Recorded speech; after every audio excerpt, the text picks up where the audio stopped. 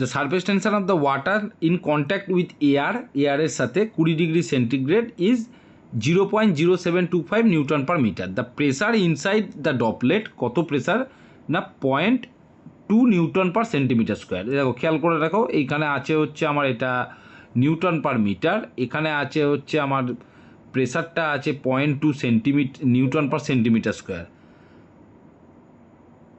Greater than the outside pressure, অর্থাৎ আউটসাইডের থেকে ইনসাইডের pressure বেশি। Calculate the diameter of the droplet, মানে সিগমা, অর্থাৎ আমার সারফেস টেনশনটা বলছে এত নিউটন পার মিটার, কি বলেছে the surface tension of the water 0.725 কততে না 20 ডিগ্রি সেন্টিগ্রেডে। তো 20 থেকে আমরা জেনারেলি বলি 27 ডিগ্রি মধ্যে যদি তোমার অ্যাটমসফেরিক টেম্পারেচার হয়, তো there is no any changes, এখানে কোনো চেঞ্জেসের কোনো ব্যাপার নেই, এটাকে কনসিডার করারই প্রয়োজন পড়বে না। দ্য প্রেসার ইন্টেন্সিটি পি, অর্থাৎ outside pressure, the pressure of the inside droplet, the outside pressure is P হচ্ছে এত, বা outside inside pressure of the inside droplet হচ্ছে ওয়াটার ইজ টু বি এত, greater than the outside pressure. আচ্ছা ঠিক আছে, চলো, তার মানে যেটা তোমার গ্রেটার দ্যান প্রেসার আছে সেটা তোমাকে নিতে হবে। এখানে যদি দুটো প্রেসার থাকবে ইনসাইড এবং আউটসাইডের মধ্যে, যেটা গ্রেটার প্রেসার আছে সেইটা তোমাকে নিতে হবে। তো আমার ইনসাইডের প্রেসারই এখানে উল্লেখ করেছে শুধুমাত্র, এবং সেটা বলেও দিয়েছে greater than the outside pressure, তো আমি সেইটাকে নিয়ে নিলাম, নিউটন পার সেন্টিমিটার স্কোয়ারে আছে।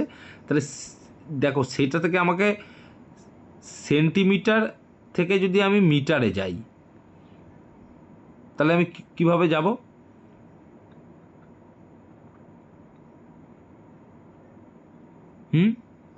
তো বলো দেখি। সেন্টিমিটার থেকে মিটার 100 দিয়ে ভাগ। সেন্টিমিটার থেকে মিটারে যাব 100 দিয়ে ভাগ। আচ্ছা, মিটার থেকে সেন্টিমিটারে আসবো 100 দিয়ে গুণ। গুণ। তাহলে আমরা সেইভাবে মিলিমিটার থেকে মিটারে যাব 10 টু দি পাওয়ার কিউব, 1000 দিয়ে ভাগ। 10 টু দি পাওয়ার কিউব। তো সেইভাবে আমরা কনভার্ট করে এগোবো। এবার বলেছে ডায়া, যেটা তোমাকে বার করতে হবে। তুমি জাস্ট তোমার ফর্মুলাটাতে, অর্থাৎ এখানে তোমার দেখো, এখানে যদি হোলো বাবেল হয় না, হোলো বাবেল তোমাকে মানে বলে দেবে, যেমন এটার ক্ষেত্রে দেখো সোপ বাবেল, আমরা যে সোপ ইউজ করি তার থেকে যে বাবেলটা তৈরি হয় সেটা বেসিক্যালি হোলো হয়। বা আমরা ওই ছোটোবেলায় যেমন করতাম, একটা লিকুইডের মধ্যে একটা জিনিস ঢুকিয়ে ফু দিতাম, উড়ে বেড়াতো, তো ওগুলো আমাদের হোলো বাবেল। তো হোলো বাবেল উচ্চারণ করে দিলেই তুমি তখন এই 8 সিগমা বাই ডি এর ফর্মুলাটায় যাবে।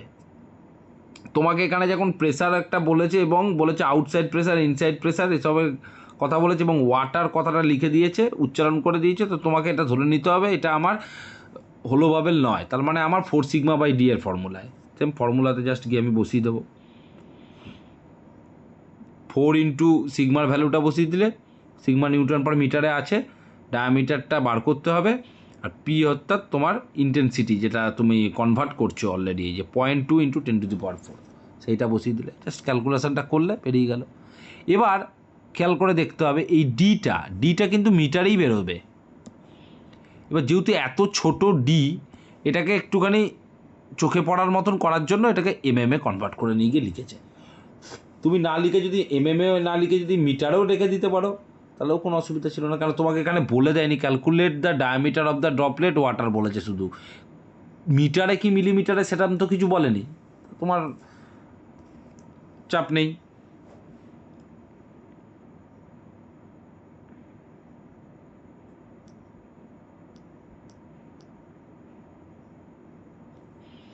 সেমভাবে তোমার হলো বাবেলের অঙ্কটা,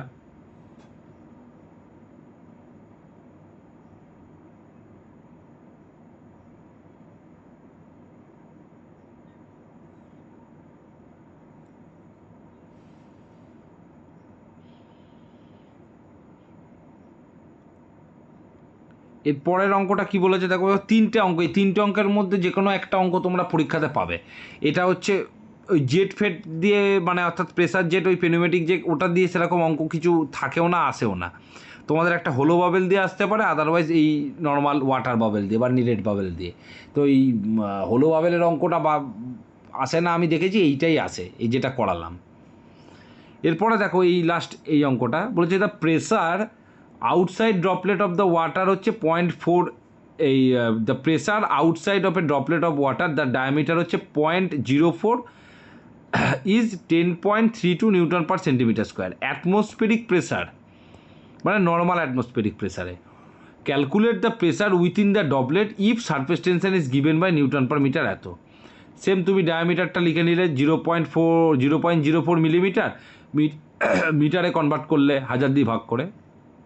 pressure outside diameter of droplet Newton per centimetre স্কোয়ারে আছে, নিউটন পার মিলিমিটার স্কোয়ারে নিয়ে মিটার স্কোয়ারে নিয়ে গিয়ে বসালে সিগমা বলে দিয়েছে। এবার বলেছে the pressure inside the droplet is excess of outside pressure is given by equation 1.14। মানে তোমাকে ওরা বলে দিচ্ছে যে inside pressure always greater than the outside pressure, এটা একটা থাম রুল। তো সেই থাম রুলের ওপর বেস করেই এই P is equal to 4 sigma by theta তৈরি হয়েছে। তো মোদ্দা কথা, তোমার এখানে যে প্রেসারই বলুক, that is inside or outside, তোমাকে সেটাকেই কনসিডার করে নিতে হবে প্রেসারের পি হিসাবে।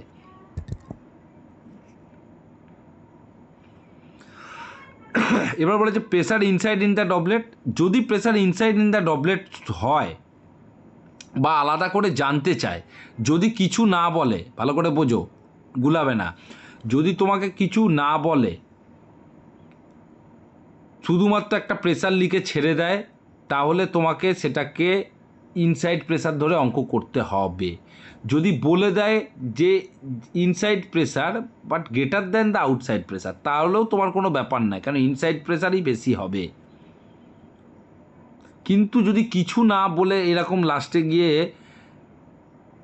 বলে দিল calculate the pressure within the droplet if surface tension এত, এবং আউটসাইড ডায়ামিটারের প্রেসারটা তোমাকে অঙ্কে উল্লেখ করেছে, ব্যাকেটে আবার অ্যাটমসফেরিক প্রেসার বলে কথাটা লিখে দিয়েছে, কেবলমাত্র এই ক্ষেত্রেই তুমি এই অঙ্কটা করার পর যে আনসারটা পাবে, সেই আনসারটা সাথে তোমাকে প্রেসারকে, অর্থাৎ তোমার এখানে বার করতে হচ্ছে 4 ইন্টু সিগমা বাই ডি, অর্থাৎ যে প্রেসারটাকে তুমি পাচ্ছ তার সাথে তোমার আউটসাইডের প্রেসারটাকে যোগ করে দিতে হবে।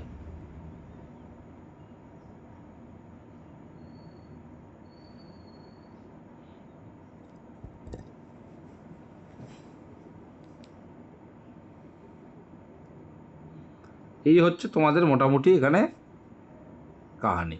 এরপরে তোমাদের এখানে একটা ক্যাপিলারির অঙ্ক থাকবে, যেটা নেক্সট দিন করে আমরা বাকি প্রবলেমে, এরপরে বাকি প্রবলেম বলতে এই চ্যাপ্টারে আর নেই, এরপরে আমাদের নেক্সট চ্যাপ্টারে ঢুকবো। নেক্সট চ্যাপ্টার মোটামুটি পড়িয়ে এর পরের দিন শেষ করে দেবো, মঙ্গলবার দিন ক্লাস নেব। হ্যাঁ, কালকে সোমবার, তারপরের দিন মঙ্গলবার। একটু 15-20 মিনিট লেট হতে পারে, কিন্তু ওই 9:30 15-10 থেকে ক্লাস নেব।